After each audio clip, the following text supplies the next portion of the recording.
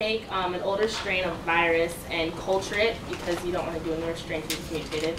And then we're going to culture T cells, and then we're going to infect some of the T cells with the HIV virus. That would be a T cell attacking, but that's just a T cell. A healthy T cell. And then this is a HIV particle infecting the T cell.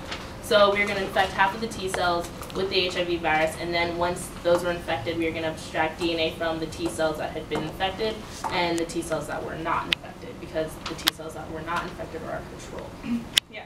So then we take the DNA from the healthy T cell, and then the DNA of the infected, see it's infected, and we hybridize them together. And then when you hybridize things, we'll get a loop because this doesn't belong there. We'll isolate this section of DNA. And then we're going to travel the world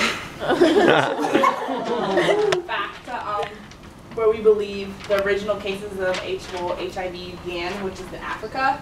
So, you know, populations lived there for a long time, their gene frequency is higher, and we will actually take DNA samples from different locations of known historically highly populated places of HIV and hybridize our DNA strain of an older version of HIV to these populations and get an idea as to where it matches best, so get an idea where it could have came from. And from that, to get a general geographical location from testing people, we will then begin our search to animals. So we will go to monkeys and Lions and tigers and bears online. yeah. But we'll focus on monkeys, and yeah, we draw the arrow, but we're probably going to head to Africa, which is somewhere on this map over here. And that's how we propose our idea as to how we'll find the origin of HIV. Is there such a thing as natural immunity to HIV? We're the green group. I'm Dwayne. This is Princess, and that's Areed.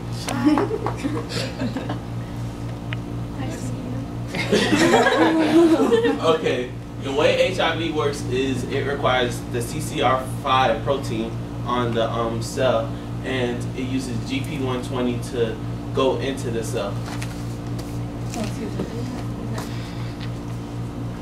Our hypothesis is HIV will be unable to enter the cells of a person who lacks the CCR5 protein, thus individuals are immune to HIV. So we decided we're going to test two groups. The first group we said would have, both groups, there will be a minimum age of 18 because oftentimes children react to things differently. In both groups, there'll also be healthy individuals because we want to limit the number of variables that might skew the results. In the first group, we're going to test Northern Europeans that lack the CCR5 protein because many people believe that those who are infected by the bubonic plague in that area, their descendants do not have the CCR5 protein. I wonder where you read that. They have a mutated CCR5. So we're going to gather 30 of these people and we're going to do preliminary blood tests to determine the test for the protein, make sure that's good. Yeah, just do blood tests to make sure that it isn't there. Yeah. And this is samples of people. Northern Europeans. I guess I couldn't get Ryan Parker in this. Okay, in the second group, like we said before, minimum age of 18, healthy individuals, and it'll be random sampling of 30 people from the United States. And we'll do preliminary blood tests to make sure that they do have the CCR5 protein. And these are examples.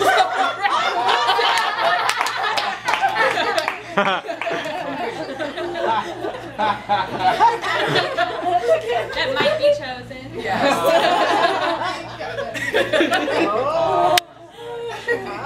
At least you look good. So, take samples containing white blood cells from each person in both groups, because you know HIV only enters the T4 cells. Introduce HIV virus to the solution non-invasively. So you're not going to inject it because then that would defeat the purpose, but it'll just be in the solution so that it can bind or not bind. Keep samples in sanitary and equal conditions at all times. So it'll be the same timing for each of the HIVs, introduce the same conditions, same side of the room, everything. Check the samples after 2 weeks and do like a scan of the cells to find out which ones have been injected or which ones are positive for HIV and which ones are not. And then if the HIV virus infected all of the samples, it means that there's no immunity because protein or not, it still managed to get in. But if the cells in the samples from group 1 were negative for HIV, and this is the group without the CCR5 protein, then these individuals display natural immunity. And then, as a reminder before we end, don't have sex, rule 456. If you have any more questions, you can ask Dr. Roberts.